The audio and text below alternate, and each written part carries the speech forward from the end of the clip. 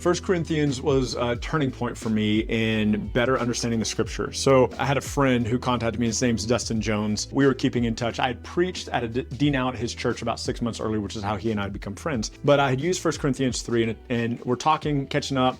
And he said, just in passing, he said, hey, I don't think 1 Corinthians 3, 10 through 15 means what we think it means. He goes, I think it's talking about the pastors. And I was like, interesting. And that was the whole conversation. We talked about other stuff after that.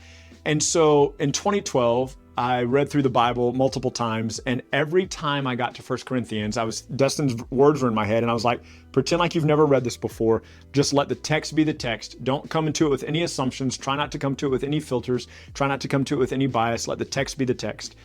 And at the end of that year, I was like, man, Dustin's right. 1 Corinthians 3, 10 through 15 is about the preachers. But what that did for me beginning in January of 2013, as I started reading the Bible through again, is I was like, okay, I needed to pretend like I had never read any of it. Like I didn't know any of this. And so I had been preaching for 18 years at that point, reading the Bible for 18 years at that point.